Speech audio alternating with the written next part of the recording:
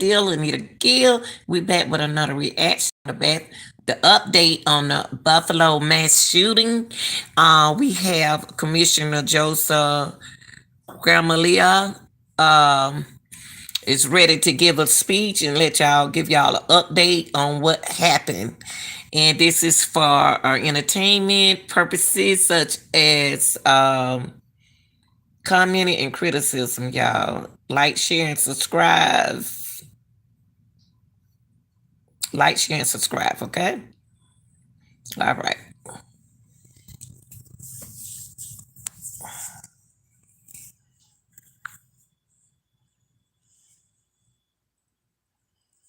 Okay, here we go.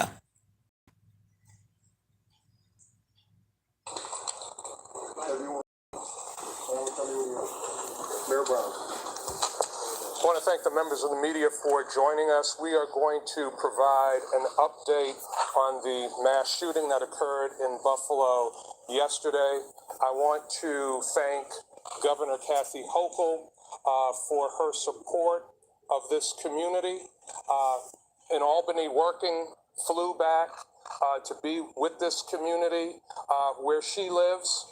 We thank her for that. I want to thank New York State Attorney General Letitia James, who was working in New York City and flew here to be with the people of Buffalo. We will hear from them in a moment.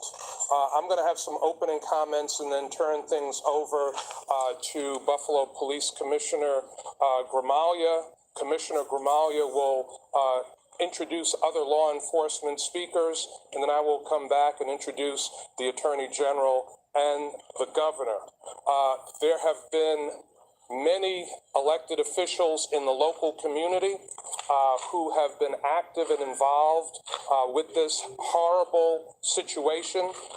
We have received calls from elected officials, from business leaders, and others from all across the country and internationally as well. I want to recognize that Congressman Brian Higgins is with us. The U.S. Attorney for the Western District, Trini Ross, is with us.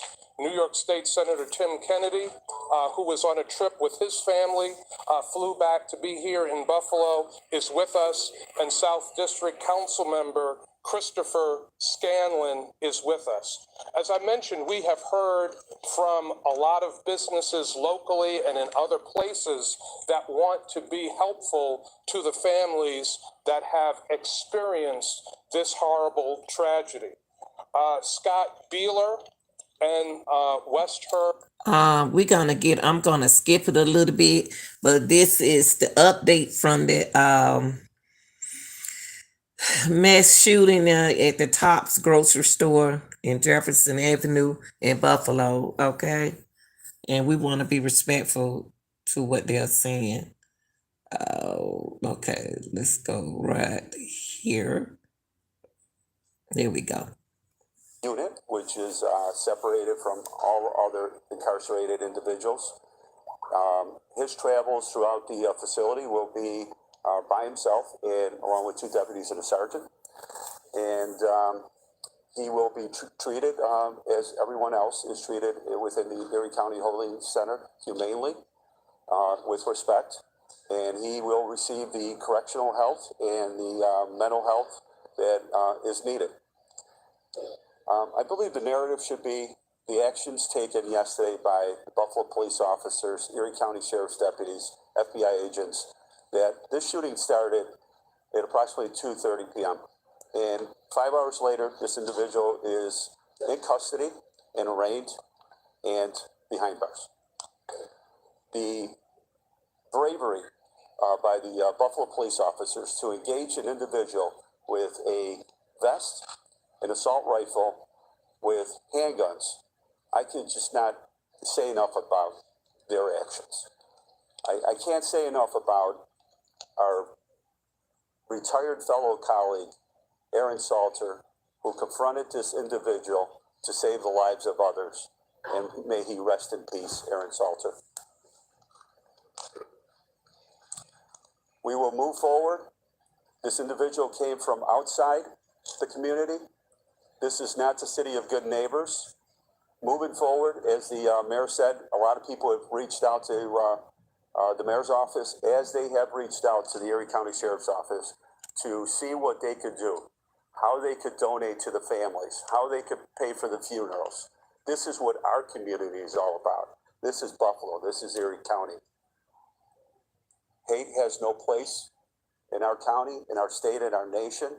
This was pure evil by one individual. And I know that this community is going to come together stronger than ever, more united than ever, because we are Buffalo and we are one. God bless the victims, their families, and this entire county. Thank you. Steve Belanger from the FBI. On behalf of the FBI, I'd like to offer my condolences once again to the families. Let me stop right here, y'all. This is the deadly shooting from Buffalo. This is the update report. And it's a sad case, y'all, but you want to keep peace. And let's just pray for the families and that Buffalo get back strong the way they were. And oh my God. So let's finish listening to FBI right now. Victims who were viciously attacked yesterday. The FBI continues to vigorously work this investigation from a federal perspective with all of our federal, state, and local partners. I'd like to give a shout out to the ATF, who's been an incredible partner from the beginning on this case at the federal level. We are receiving resources both locally and federally and from our headquarters to assist in this investigation, including from our evidence response unit at headquarters, along with our criminal investigative division, our counterterrorism division, and our victim services division. Okay, let's skip it because it's a lot of thank you, we sorry, and all that. At all times, I want to just give my gratitude to the commissioner, to your members, as well as everyone who stepped up. I also want to thank our Attorney General. I have such confidence in her ability to bring the full weight of the law to bear in all cases involving hate crimes and other crimes. And I've just referred to her office, a further investigation, working with our hate crimes task force to make sure that we ferret this out at all levels and continue working together, investigating this wherever it may happen. We don't know whether there's other people who are now going to be inspired, which is exactly what this cruel, depraved person intended. If you read the manifesto, he intended to make sure that other people would see what happened in real time here, so they would consider other acts as well. That's what has to shut down right now. And to now listen to the FBI, hearing that there is now a website, the Buffalo shooting, that just sort of struck me. Now we're known as the place of the Buffalo shooting. We are so much more than that. This state is magnificent, but this is my hometown. People know I know this neighborhood. This is my community. These are my friends. So we will be known perhaps temporarily as the place of the Buffalo shooting, but I want our place in history to be the place of the last mass shooting in this country. And working together, we will achieve that. Bringing to bear all the resources we have, whether it's smarter gun laws in our nation, and I continue to call on Washington to do just some basic things like we've done here in the state of New York. I also call on the Supreme Court, which is actually considering rolling back some of the protections that we put in place here to protect New York citizens from gun violence. We encourage them to just leave the law alone, but we'll find out soon where they're headed. But also the social media platforms, those companies, we're going to be sitting down and having a conversation very soon about, are they doing everything they humanly can? Are they putting in place human intellect as well as algorithms to identify when this hate speech occurs? I also want to make a couple of announcements about the incredible support, the outpouring of support that has come to these families who we mourn. Our hearts break for them, but also people all over want to share their love with us as well. And so I was in contact with Reverend Al Sharpton, the head of the National Action Network.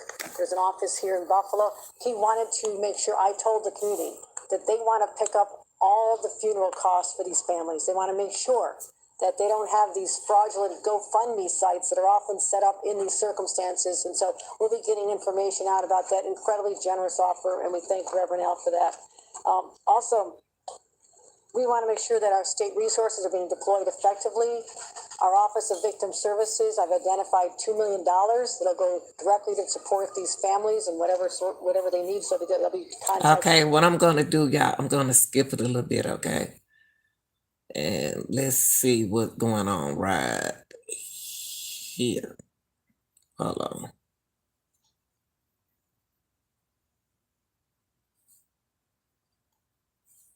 Warrants are being obtained for the vehicle. A warrant was executed on the vehicle. Again, there's social media platforms, there's a computer, telephones, and then any other digital footprints that might come along, or digital technologies. So are there any other individuals they're looking into? At this point, the investigation is showing that he did this by himself. We are, again, looking into some other aspects that we're not going to get into. I'm not going to share at this point. But this was a lone act here, but we are looking to anything. So what we're gonna do, they want us, the platforms, to do, when we're talking about this kind of case like this, and we know it was racist, what we want to do is kind of like control it based on the situation as the age, you know what I mean? But as the young man age, but we don't want to cause violence in we want to control violence. We don't want violence in this situation. So it's gonna be on social media, okay? That comes up. CNN over here.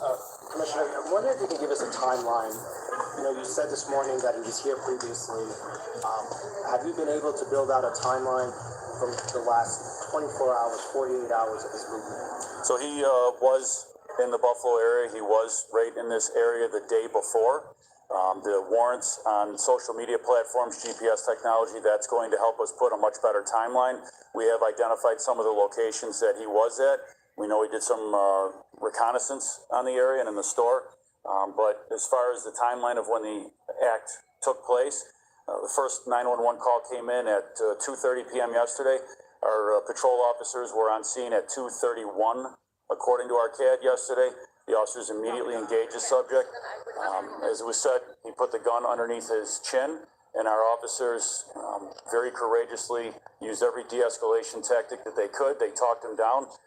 It was a pretty one-sided fight there with the armor that he had, and they were able to safely take him into custody with no further shots being fired. It was just a tremendous act of bravery. Did he interact with anyone at the tops when he was there previously, or anyone in the community previously? That I'm not going to disclose.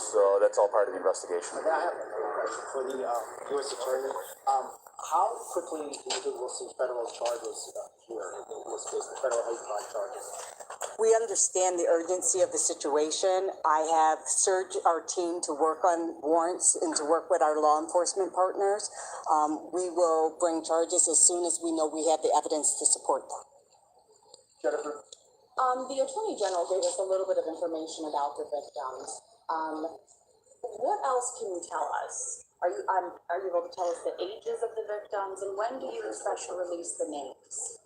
We are looking at potentially releasing that later today. We'll get all that information out. Commissioner, there's a lot of people on the street who are relaying to us frustration with the fact that the shooter, surrendered peacefully and saying things, pointing out that, black men often in conflicts with the police have been shot for much less. Can you just... Okay, y'all, I want to go into what y'all think,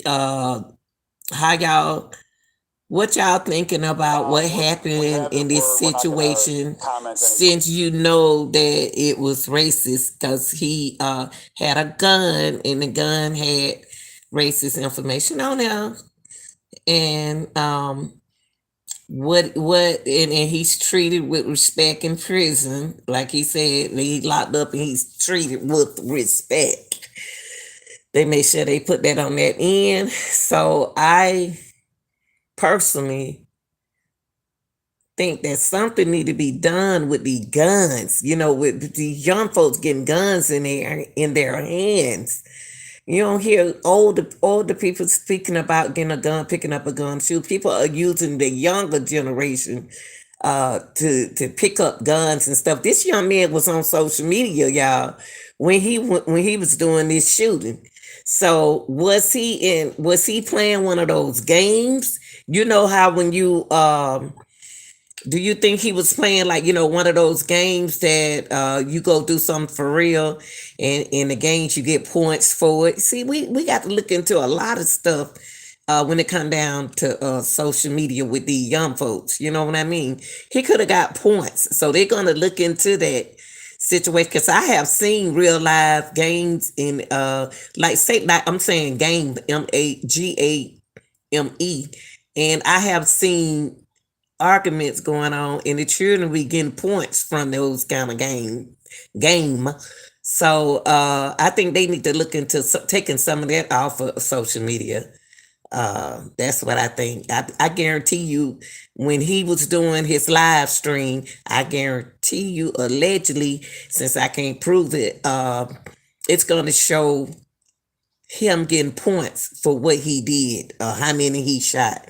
I guarantee you, because young people don't utilize social media the way we utilize social media. I guarantee points came in this situation.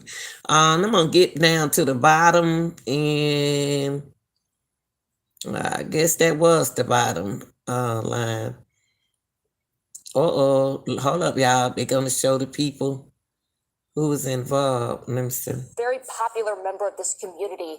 Buffalo Police Commissioner Joseph Gramaglia called him a, quote, beloved member of this community who's a hero in our eyes.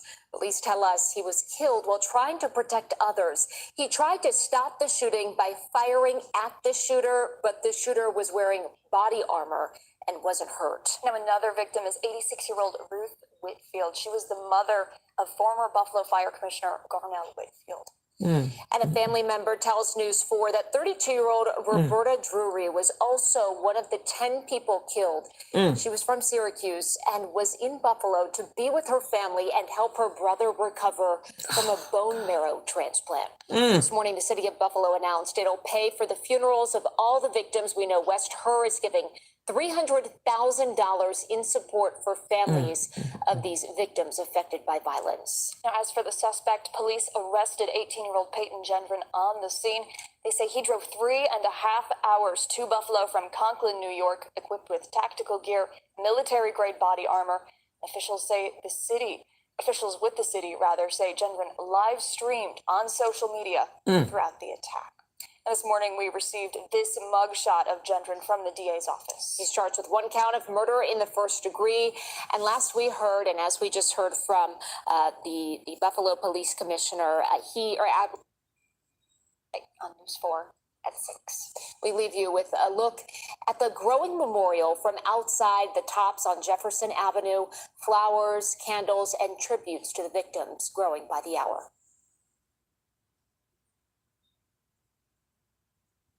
This is sad, y'all. All right, y'all. I brought y'all the special report in, about the shooting, and I apologize. Give my condolences to the family. That